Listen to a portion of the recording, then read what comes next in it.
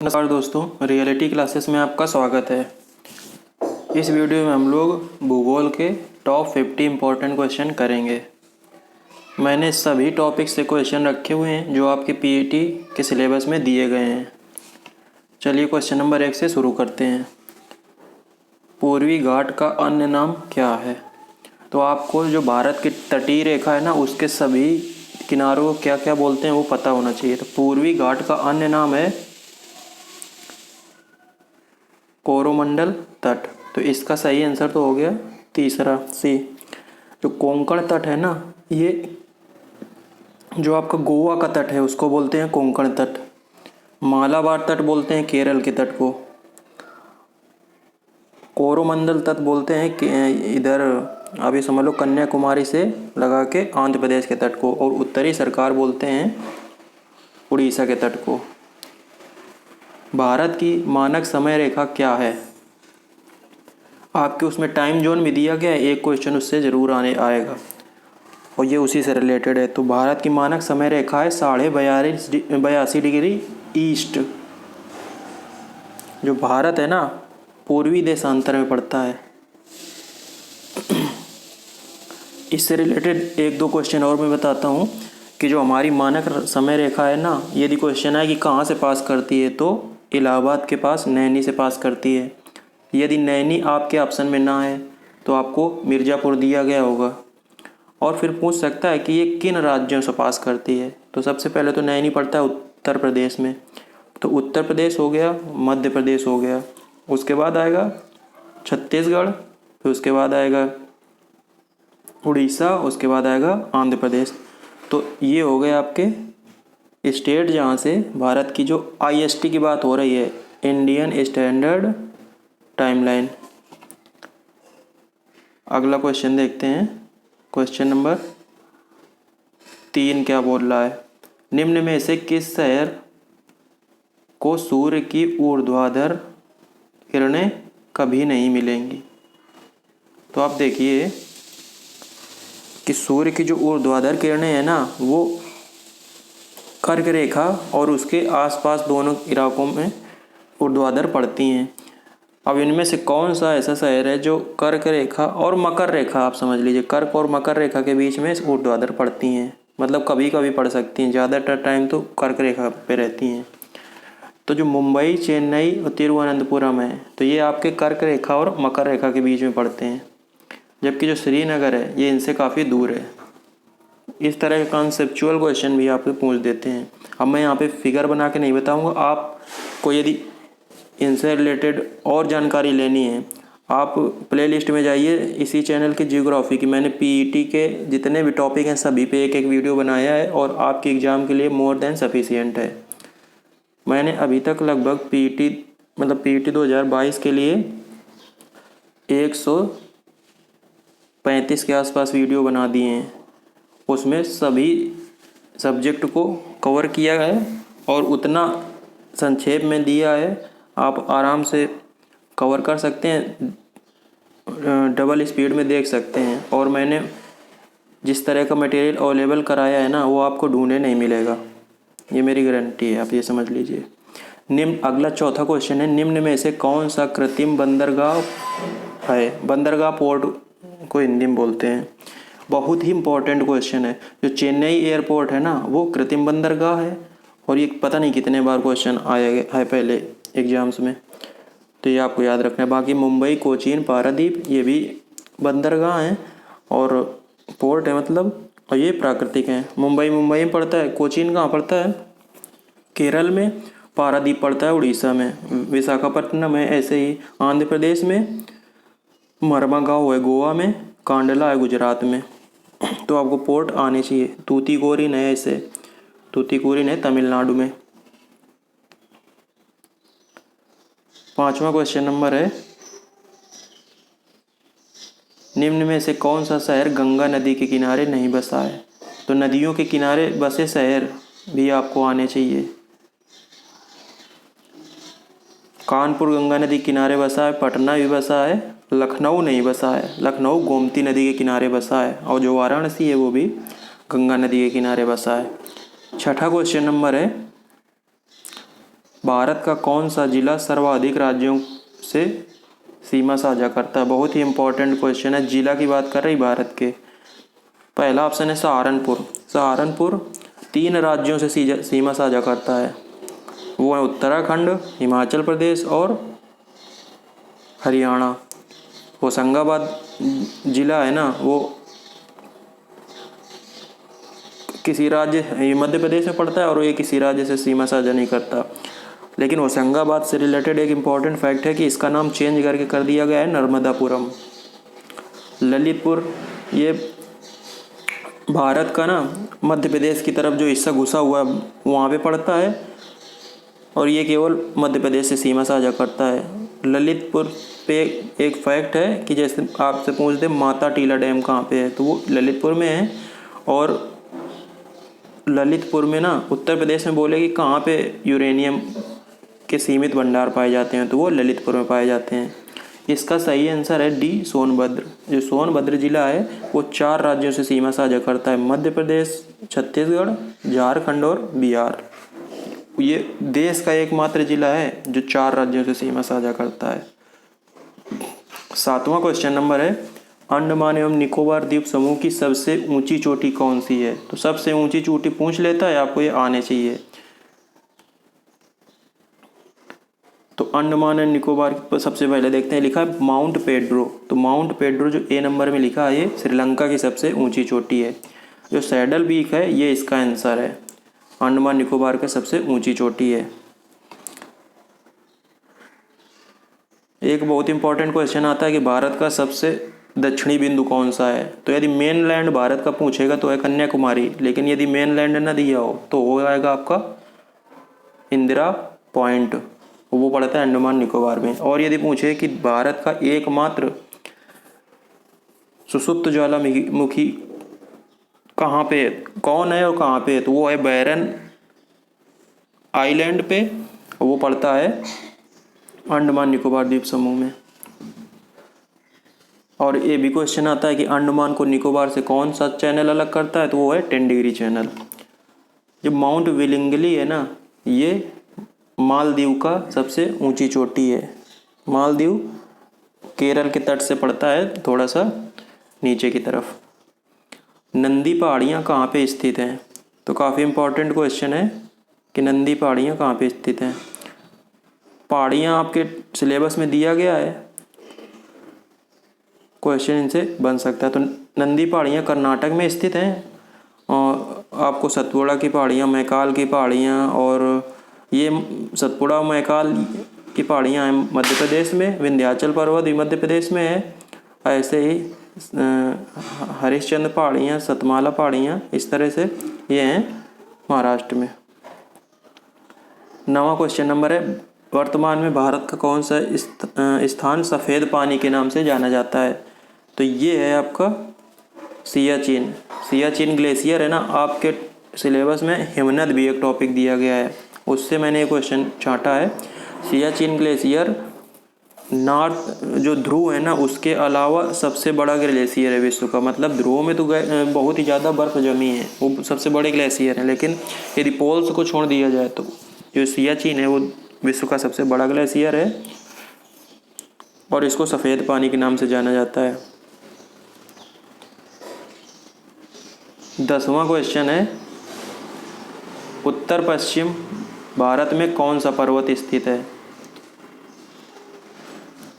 सतपुड़ा की पहाड़ियाँ, अरावली की पहाड़ियाँ, विंध्याचल पर्वत और पटकाई पहाड़ियाँ। तो जो सतपुड़ा की पहाड़ियाँ ये आपके मध्य प्रदेश में, अरावली की पहाड़ियाँ हैं ना ये फैली हुई हैं हरियाणा, दिल्ली और राजस्थान में।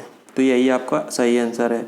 विंध्याचल पर्वत मध्य प्रदेश में, पटकाई की पहाड़ियाँ आपकी भारत म्यांमार सीमा में है, पूर्वोत्तर भारत है ना जो वहाँ पे।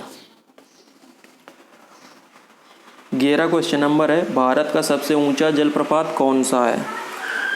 जोग जलप्रपात पहले हुआ करता था, अब ये नहीं है। जोग जलप्रपात कर्नाटक में है। कौन सी नदी पे है? शरावती नदी पे। ये भी पूछता है कहाँ पे है स्थित है ये जलप्रपात, या पूछता है किस नदी पे है।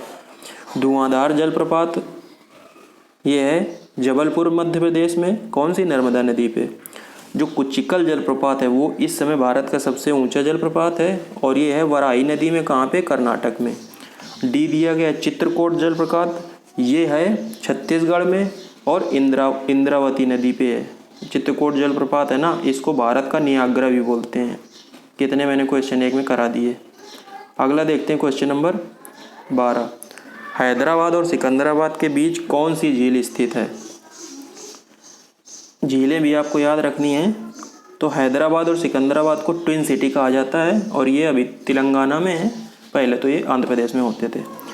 हुसैन सागर झील जो है ना, वो इनके बीच लाइन खींचती है।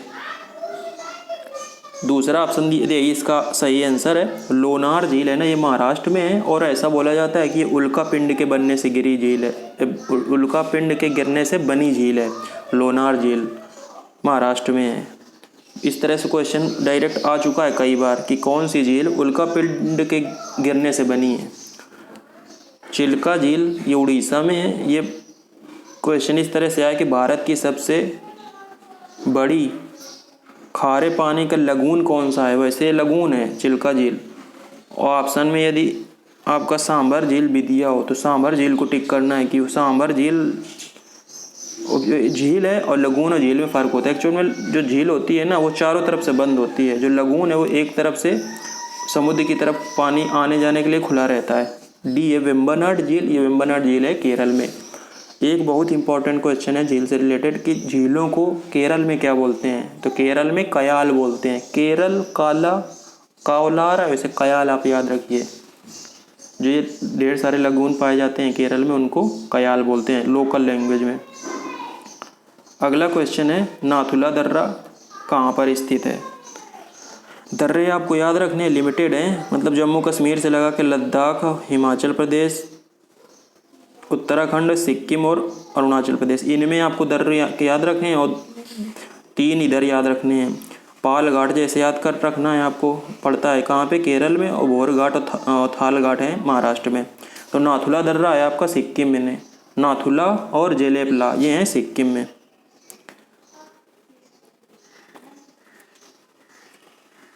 14 क्वेश्चन नंबर है छोटा नागपुर पठार की सबसे ऊंची चोटी कौन सी है? इस पे भी क्वेश्चन बनता है कि सबसे ऊंची चोटी यहाँ की कौन है? तो छोटा नागपुर पठार की है पारसनाथ की पहाड़ियाँ, ये सबसे ऊंची चोटी। जो माउंट आबू है ना, ये अरावली पर्वत है ना, उसकी सबसे ऊंची चोटी है, राजस्थान में है। अन्नामलई की पहाड़ियाँ साउथ में पाई जाती हैं। महेंद्रगिरी है ना, ये पूर्वी घाट की सबसे ऊंची चोटी है। और अन्नामलई की पहाड़ियों में ना अनाईमुडी वो पश्चिमी घाट की सबसे ऊंची चोटी है। और दक्षिण मतलब प्रायद्वीपीय भारत की यदि पूछे तो उसकी भी सबसे ऊंची चोटी है। और दूसरे नंबर में आती है महेंद्रगिरी, लेकिन महेंद्रगिरी पूर्वी घाट की सबसे ऊंची चोटी है। 15 क्वेश्चन नंबर है किसको लेक डिस्ट्रिक्ट, मतलब लेक का मतलब हो गया झील और डिस्ट्रिक्ट का मतलब हो गया जिला, उसके नाम से जाना जाता है? नैनीताल, शिमला, माथेरन, श्रीनगर। कुछ लोग श्रीनगर में कंफ्यूज हो सकते हैं, श्रीनगर में बहुत झीलें होती हैं, लेकिन लेक डिस्ट्रिक्ट बोला जाता है नैनीताल। तो हम लोग इसमें कुछ कर तो सकते नहीं, किसको किस नाम से जाना जाता है। अगला है कुल्लू घाटी किसके बीच में स्थित है? इस पे भी क्वेश्चन बनता है कि ये किसके बीच में स्थित है? तो कुल्लू घाटी धौलाधर और पीर पंजाल के बीच में स्थित है। तो आप इसी तरह से शिमला, श्रीनगर, इनको याद कर लीजिए कि किनके किनके बीच स्थित है। 17 क्वेश्चन नंबर है पाल घाट किसको जोड़ता है? पाल घाट अभी मैंने बताया कहाँ पे है, केरल में। तो केरल और तमिलनाडु को जोड़ता है ये। भारत का सबसे ऊंचा पठार कौन सा है? पर्वत पठार भी हैं आपके सिलेबस में, पठार भी आपको देखने इंपॉर्टेंट। दक्षिण पठार, छोटा नागपुर पठार, बघेलखंड पठार और लद्दाख का पठार। तो जो लद्दाख का पठार है ना, वो भारत का सबसे ऊंचा पठार है। एक्चुअल में जो लद्दाख पठार है वो तिब्बत का पठार का हिस्सा है, और तिब्बत का पठार को है ना विश्व की छत बोलते हैं ना, पामीर का पठार, और ये भारत का सबसे ऊंचा पठार है। 19 क्वेश्चन नंबर है भारत की जलवायु है, मतलब भारत की जलवायु कैसी है? तो सभी को पता है भारत की जलवायु मानसूनी है। आपके सिलेबस में टॉपिक दिया गया है जलवायु एवं मौसम, उससे रिलेटेड कुछ क्वेश्चन यहाँ पे रखे हैं मैंने। 20वां क्वेश्चन नंबर है उत्तर पूर्व मानसून से कहाँ वर्षा होती है? तो उत्तर पूर्व मानसून से ना वर्षा होती है तमिलनाडु में। बहुत ही इंपॉर्टेंट क्वेश्चन है ये आपको याद रखना है। ये ऐसे आ सकता है कि लौटते हुए मानसून से कहाँ वर्षा होती है। यदि पूछे भारत में सबसे पहले मानसून कहाँ पहुँचता है, तो वो पहुँचता है केरल में। कौन सा? दक्षिण पश्चिम मानसून। भारत की जलवायु पर निम्न में से किसका प्रभाव नहीं पड़ता? इस तरह से क्वेश्चन बनने लगे हैं, आपको इस तरह से आना चाहिए। 4 ऑप्शन देखते हैं, उस हिसाब से फिर समझ में आएगा क्या करना है। वहाँ पे कॉमन सेंस यूज करना है। मानसून पहला ऑप्शन दिया गया है, मानसूनी जलवायु है, तो ये तो सही नहीं है। महासागरीय धाराएं, चलो इसको अभी स्किप करते हैं। भूमध्य रेखा का सानिध्य, जो अपने यहाँ जो भूमध्य रेखा मतलब होते हैं विषुवत रेखा, या इसको इंग्लिश में क्या बोलेंगे, इक्वेटर। इक्वेटर का भी असर पड़ता है।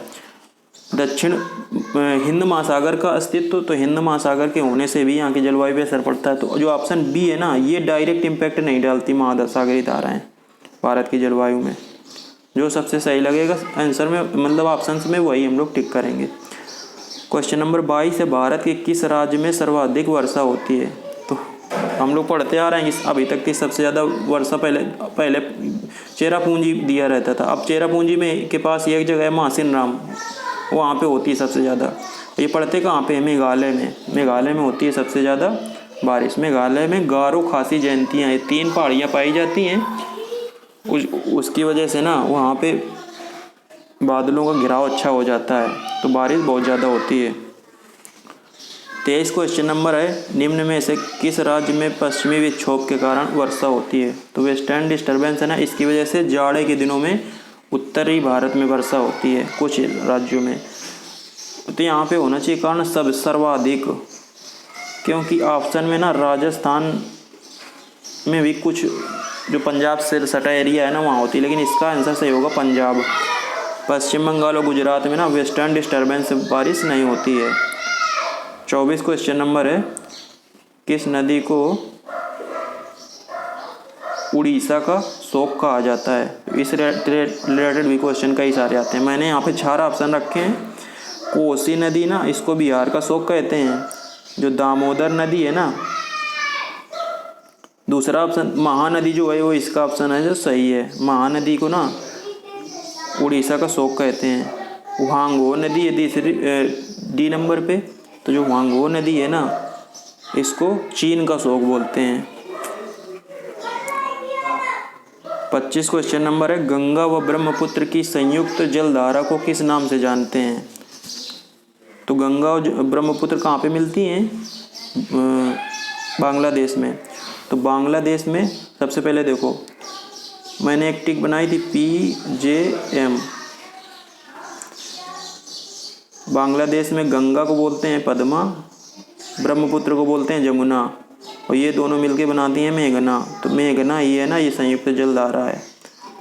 दियांग है ना, ब्रह्मपुत्र नदी को अरुणाचल प्रदेश में दियांग बोलते हैं, और ब्रह्मपुत्र कहाँ बोलते हैं? असम में। 26 है क्वेश्चन नंबर, किस नदी को दक्षिण भारत की गंगा कहते हैं? तो इस तरह के 2 क्वेश्चन बनते हैं कि दक्षिण गंगा किसे कहते हैं और दक्षिण भारत की गंगा किसे कहते हैं। तो दक्षिण गंगा बोलते हैं गोदावरी को, जो पहला ऑप्शन दिया गया है, लेकिन दक्षिण भारत की गंगा होती है कावेरी। और एक ऑप्शन और बनता है किसे बूढ़ी गंगा कहते हैं, तो ये भी गोदावरी को ही बोलते हैं। अगला है क्वेश्चन 27, भागीरथी व अलकनंदा नदियों का मिलन कहाँ होता है? तो पंचप्रयाग आप उत्तराखंड है, उसमें आप 5 याद मत कीजिए, यही याद कर लीजिए केवल कि भागीरथी और अलकनंदा नदियाँ कहाँ मिलती हैं? देवप्रयाग में। और यहीं से आगे गंगा नदी निकलती है। मतलब जब भागीरथी और अलकनंदा नदियाँ देवप्रयाग में मिल जाती हैं तो इनकी संयुक्त धारा आगे गंगा नदी बन जाती है। क्वेश्चन आपको 1-2 बताता हूँ मैं कि क्वेश्चन आता है कि उत्तर प्रदेश में गंगा नदी किस जिले से प्रवेश करती है? तो ये बिजनौर जिले से प्रवेश करती है।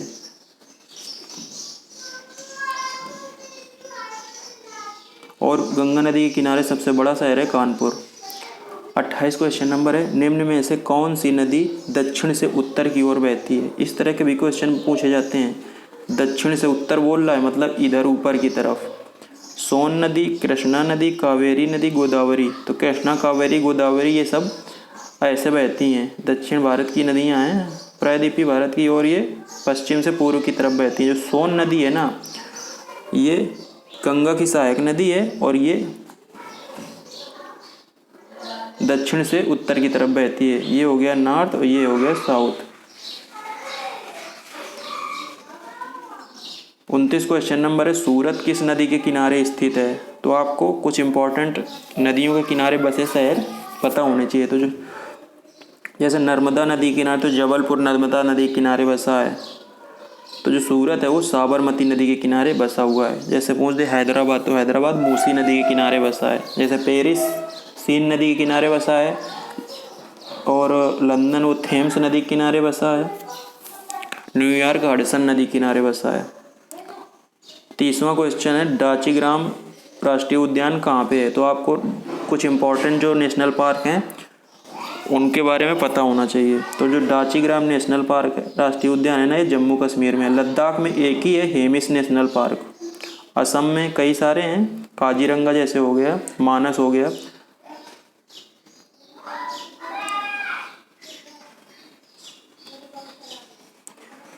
इकतीस क्वेश्चन नंबर है, विश्व के पेयजल का लगभग कितना प्रतिशत भाग भारत में है?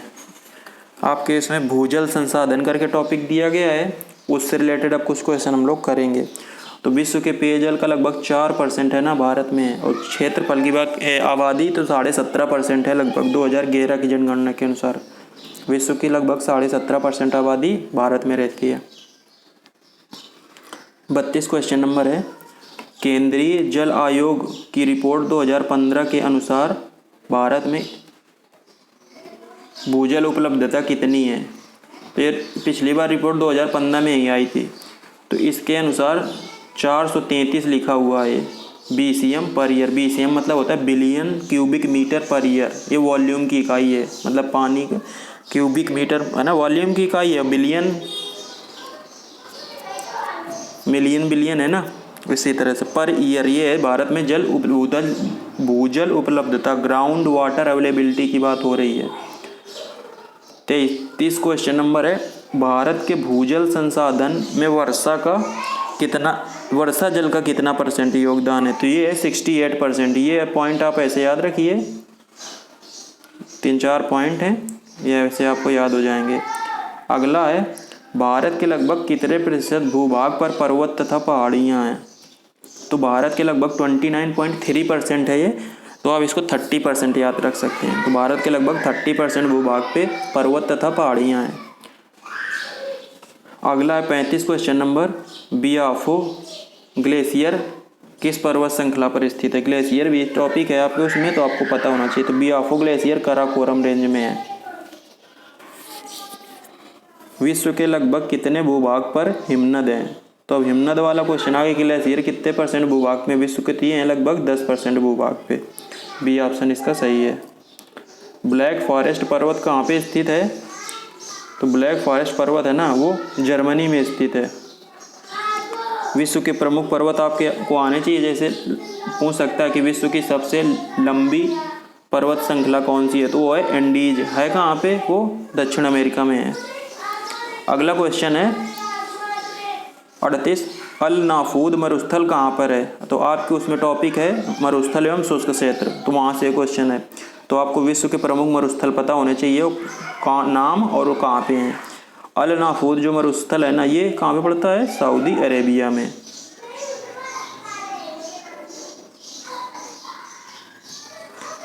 उनतालीस क्वेश्चन नंबर है, किस महाद्वीप में एक भी मरुस्थल नहीं पाया जाता है?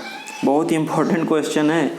यूरोप में एक भी मरुस्थल नहीं पाया जाता है, बाकी सब जगह मरुस्थल पाए जाते हैं, वो आपको याद करने हैं। यदि आपको नहीं पता तो आप इसी चैनल की प्ले लिस्ट में जाइए, आपको पीईटी के लिए ज्योग्राफी करके एक दिए प्ले लिस्ट बनी है, उसमें जाके देखिए, सब मैंने दिया है वहाँ पे। भारत की पहली वन नीति किस वर्ष आई थी? वन भी टॉपिक है आपके सिलेबस में, तो उससे रिलेटेड कुछ क्वेश्चन रखे हैं मैंने। तो 1952 में भारत की पहली वन नीति आई थी। 41 क्वेश्चन नंबर है, भारत के कितने क्षेत्रफल पर वन पाए जाते हैं?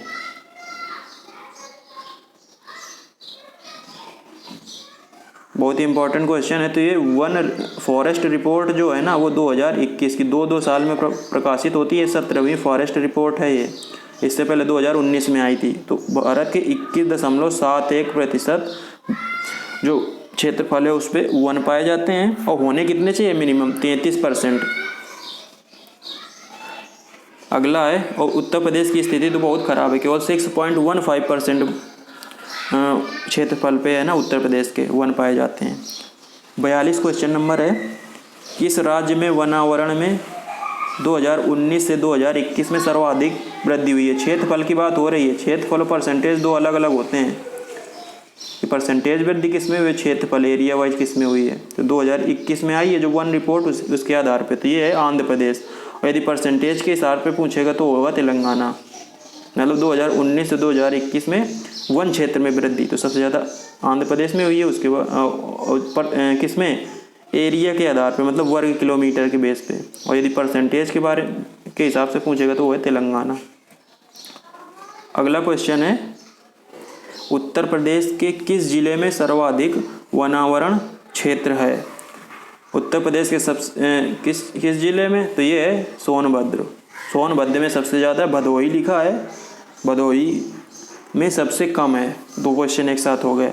अगला है 44, उमारालोंग में किस खनिज का उत्पादन होता है। तो आपके सिलेबस में टॉपिक खनिज संसाधन भी दिया गया है, तो उससे रिलेटेड हम लोग कुछ क्वेश्चन देखेंगे। तो जो उमारालोंग है ना, इसकी कोयले की खान है। तो आपको जो प्रमुख कोयले की खानें हैं वो याद रखनी है। जैसे रानीगंज पश्चिम बंगाल में है, ये भारत की सबसे पुरानी खाल है। ऐसे ही गिरिडीह, झरिया झारखंड में है ये दोनों। मध्य प्रदेश में है उमरिया, उड़ीसा में तिलचर, आंध्र प्रदेश में है सिंगरेनी, माकुम है असम में। तो ये कुछ मैंने बताई आपको कोयले की खानें। इसके आगे दिया गया है केओंझर में किसकी खानें हैं। तो जो केओंझर है ना काफ़ी फेमस है किसके लिए, लौह अयस्क के उत्पादन के लिए। और ये पड़ता कहाँ पे है केओंझर,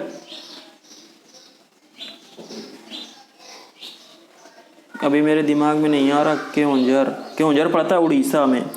तो इसका 44 का सही ऑप्शन हो गया था कौन सा, उमारालोंग कोयला का, केओंझर है लोहे का। तो कोयला और लोहा कुछ ज़्यादा इंपॉर्टेंट हैं, ये आप समझ लीजिए।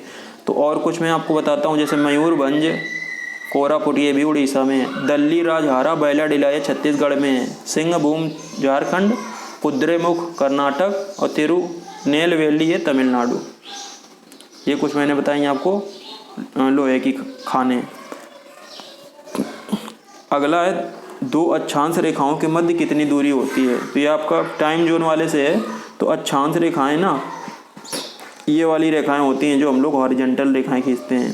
तो इनके बीच, दो के बीच में 111 किलोमीटर की दूरी होती है, याद कर लीजिए आप। 47 क्वेश्चन नंबर है, भूमध्य सागर को अटलांटिक महासागर से कौन सी जल संधि जोड़ती है।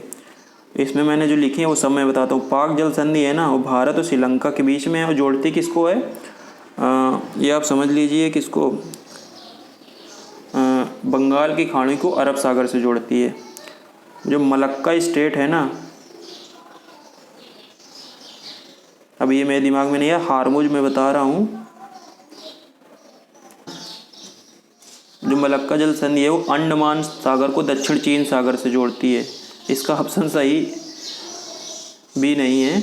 और हारमुज जो स्टेट है वो जोड़ता है किसको, फारस की खाड़ी को ओमान की खाड़ी थी। इसका ऑप्शन सही है जिब्राल्टर।